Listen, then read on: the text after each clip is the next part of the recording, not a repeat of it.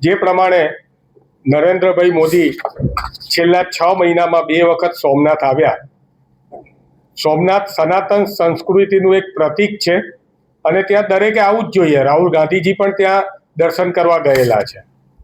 આજે જ્યારે તેઓ સોમનાથ પધાર્યા હતા ત્યારે એમણે એક પણ વાર આટલા બધા બલિદાનો જે હતા, જે અગાઉ મારા જે સાથી પ્રવક્તા શ્રીએ જે નામો લીધા એમાંના એક પણ વ્યક્તિના નામનો નથી ઉલ્લેખ કરવામાં આવ્યો, નથી જે પોસ્ટર બનાવવામાં આવ્યું એની અંદર કોઈ હમીરજી ગોહિલ હોય કે પછી વેગડા ભીલ હોય કે સરદાર વલ્લભભાઈ પટેલ હોય કે બ્રાહ્મણોનું યોગદાન હોય, એની કોઈ વાતો નથી કરવામાં આવી.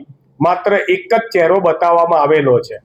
હકીકતમાં કદાચ તમે કોઈનો પણ ચહેરો ના બતાવવામાં આવેલો હોય, કારણ કે આ સોમનાથની અંદર એ સોમનાથના જીર્ણોદ્ધારથી લઈને સોમનાથના મંદિરની જે આગવી પ્રતિભા અત્યારે છે એના માટે થઈને ઘણા બધા આઝાદી પછીના યોગદાનો છે. સરદાર વલ્લભભાઈ પટેલથી લઈને અમે તો ભારતીય જનતા પાર્ટીના કેશુભાઈ પટેલને પણ એ જ મહત્વ આપીએ છીએ.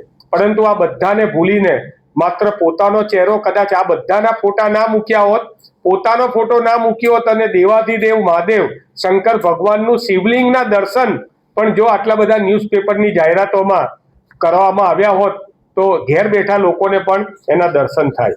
ખાસ કરીને એક બહુ જ મહત્વની વાત ઉપર ધ્યાન દોરવા માંગુ છું. શાળાઓમાં વેકેશન ચાલી રહ્યું હતું. સંસ્કૃત પાઠશાળાના ગુરુજી અને આચાર્યને શિક્ષણ વિભાગ તરફથી ફોન કરવામાં આવ્યો કે વેકેશન ભોગવતા ઋષિ કુમારોને ત્યાં પૂજા માટે તમારે મોકલવાના છે. અને અલગ અલગ ગુજરાતમાંથી આ ઋષિ કુમારો વેકેશનમાં, એક જાતના વિદ્યાર્થી જ કહેવાય, સંસ્કૃત પાઠશાળામાં એને ઋષિ કુમારો કહે છે, સમગ્ર ગુજરાતમાંથી પોતાના ખર્ચે ત્યાં ગુરુજીના આદેશથી તેઓને ત્યાં જવું પડ્યું.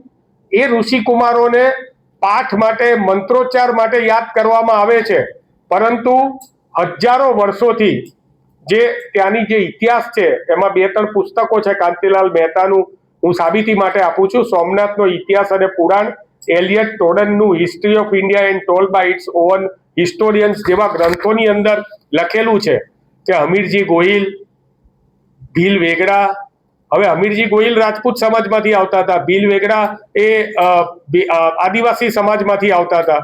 અને આ સોમનાથ મંદિરને બચાવવા માટે થઈને પુસ્તકોની અંદર સાબિતી સાથે પ્રમાણ ઉપલબ્ધ છે કે હજારો બ્રાહ્મણો એ શિવલિંગની આજુબાજુ મીટાઈ ગયા હતા અને એમને જ્યારે મારી નાખવામાં આવ્યા હતા ત્યારે એમની જનોઈનો ઢગલો છે એ મણ જેટલો જનોઈનો ઢગલો થયો હતો.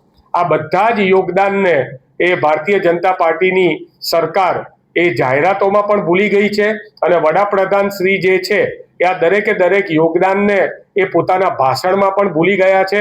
હકીકતમાં સોમનાથ જે છે એ જ્યારે હજારો વર્ષોથી જ્યારે જરૂર પડી ત્યારે સોમનાથ દાદાની સેવામાં જન સ્વાભિમાન ઉમટી પડ્યું છે. સોમનાથ એ સનાતન ધર્મનું તો પ્રતીક છે જ, પરંતુ સનાતન ધર્મની અંદર હિન્દુ ધર્મ રહેલા વિવિધ જાતિ અને સંપ્રદાયોની એકતાનું પણ પ્રતીક છે.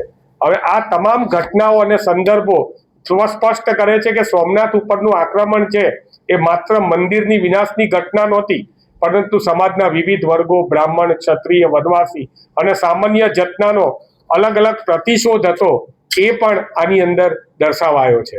તો મને લાગે છે કે આગળના દિવસોની અંદર વડાપ્રધાન શ્રી માત્ર પોતાના ફોટા સાથે ગુણગાન ગાવાના બદલે સમગ્ર સમાજનું ગુણગાન ગાય તો જ સોમનાથ દાદાની સાચી ભક્તિ થયેલી કહેવાશે.